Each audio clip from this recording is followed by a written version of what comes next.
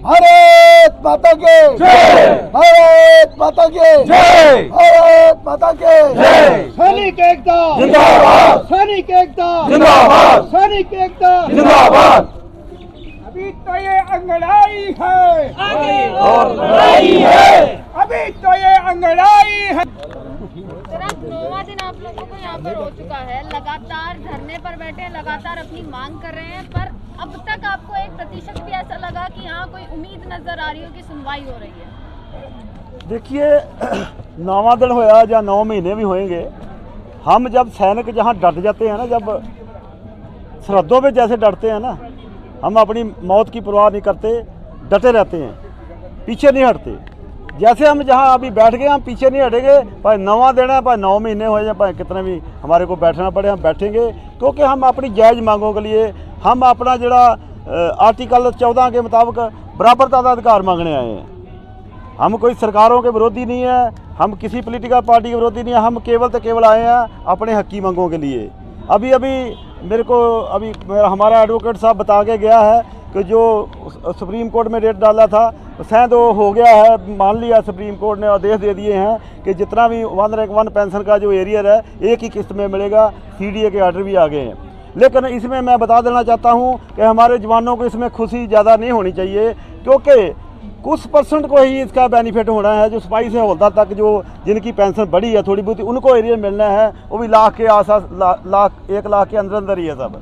और इन अधिकारियों को, क्योंकि इन अधिकारियों ने ही ये तरलो मच्छी हो रहे हैं कि क्योंकि हम जवान जाग पे हैं, एजिटेशन चल रही है, एजिटेशन कहीं ज़्यादा बड़ा रूप धारणा कर ले, कहीं सरकार इसको ORP का जड़ा नोटिफिकेशन इसको कैंसिल ना करे, इसलिए इन्होंने सुप्रीम कोर्ट का सहारा लिया है। और इनकी इतनी मतलब तरलो मच्छी हो रहे हैं कि 5-5, 7-7 लाख जो है जल्दी इनके जेबों में डल जाए। लेकिन हमारे JCO जवानों को इसमें ज़्यादा खुशी नहीं मनानी, क्योंकि उन JCO जवानों को ये भी समझ लेना चाहिए कि हम थोड़े परसेंट जो हैं, कम परसेंट जो सिपाही से हवलदार तक है उनको बेनीफिट होना है। वो भी जुलाई 14 तो पहले जो पेंशन आए हैं, जो जनवरी 16 तो बाद पेंशन आए हैं, उनको कोई बेनीफिट नहीं है। ऐसे ही नायब सूबेदार तो सूबेदार मेजर, ऑनरी लेफ्टिनेंट कैप्टन, वो तो ऑलरेडी माइनस में जा रहे हैं। और जो हमारी वीर नारियाँ जो शहीद परिवार है वो भी ऑलरेडी माइनस में है। तो इसलिए इसका बेनिफिट तो ज़्यादा अधिकारियों को ही हुआ है, उनकी जेबें भरनी है। हमारे JCO जवानों को 50-60 हज़ार रुपया, लाख तक अगर थोड़ा बहुत एरिया मिल भी जाएगा तो उसमें हमारे को ज़्यादा खुशी मनाने की जरूरत नहीं है,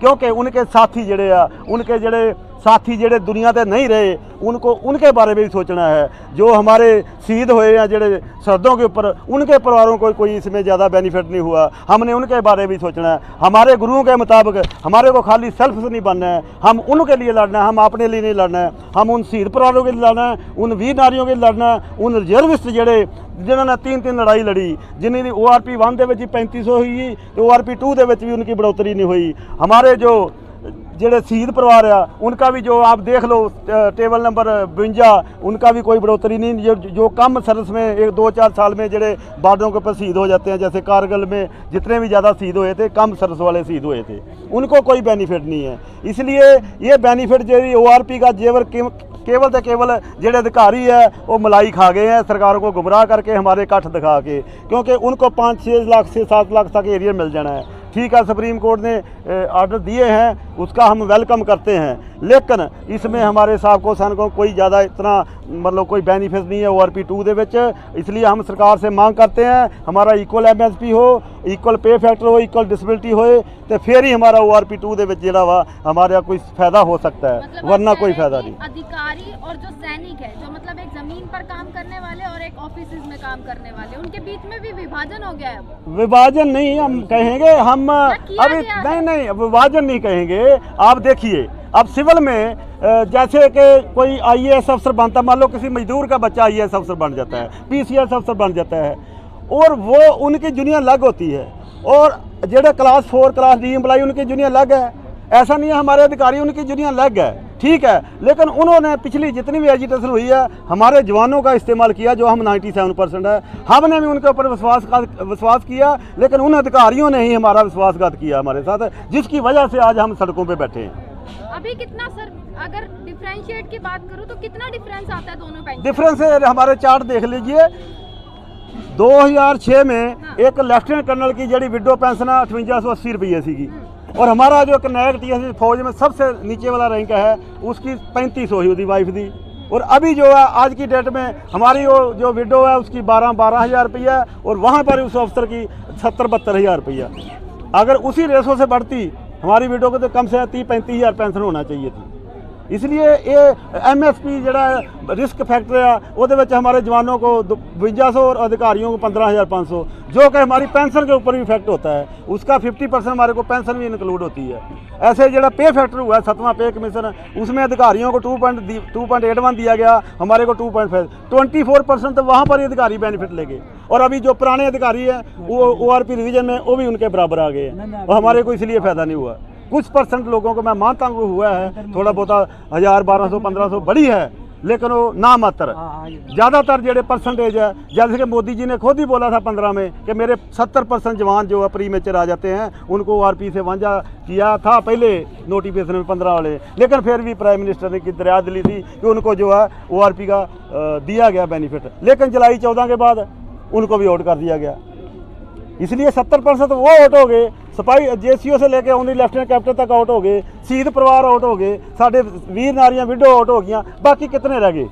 वो तो खाली एक हमारे को एक लॉलीपॉप की दिया गया है, जबकि अधिकारियों को ORP का हक ही नहीं था। अगर अधिकारियों को 58-60 साल नौकरी करने वालों को ORP दिया गया तो फिर तो पैरामिलिट्री फोर्स को भी देना चाहिए, उनको क्यों नहीं दिया?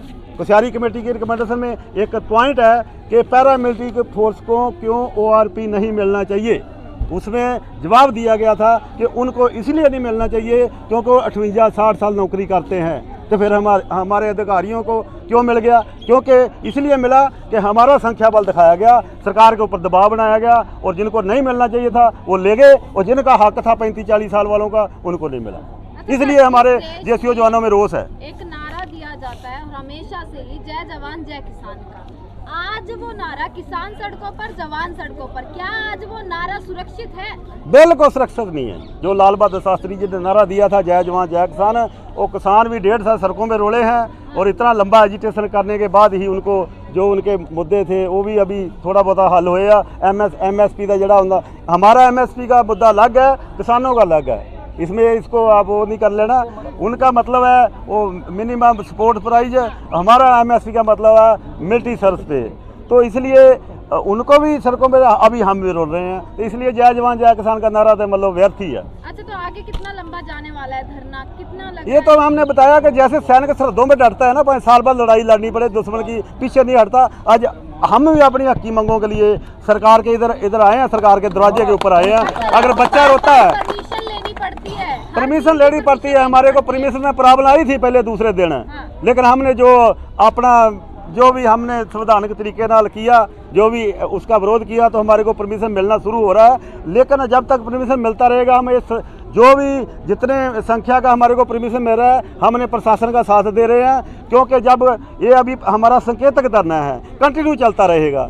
अगर परमिशन सरकार देती रहेगी बढ़िया, हम भी पीसफुली तरीके से करते रहेंगे। अगर सरकार परमिशन नहीं देगी तो हम कोई कोर्स ऑफ एक्शन करेंगे। अगर तो सरकार संज्ञान नहीं लेती है आपकी मांगों पर, तो आपका अगला कदम क्या होगा? अगला कदम तो संवैधानिक तरीके से ही है। हाँ। हम कोई अनडिसिप्लिन तो कोई ऐसा काम नहीं करेंगे और संवैधानिक तरीके से नाल ही हम जो अगला बड़ा कोर्स ऑफ एक्शन देंगे वो कमेटी की जड़ी सलाह के साथ। आपके साथ ही सुरेंद्र पहलवान जी यहाँ स्पीच दे रहे थे, उन्होंने जनरल GD बख्शी और उनके लिए बोला था अपने अधिकारियों के, जो कहते ये दोनों सरकार के मतलब उनके सरकार के एजेंट बताया था। देखो जी, हम बार बार यही बोलते हैं कि हम सरकार के विरोध में नहीं आए हैं, जहाँ हम हक की मांगों के लिए आए हैं। उन्होंने सुरेंद्र पहलवान जी ने जो स्टेटमेंट दिया उसका हम खंडन करते हैं, क्योंकि हमारे लिए सब सरकारें, सब पॉलिटिकल पार्टियां बराबर हैं।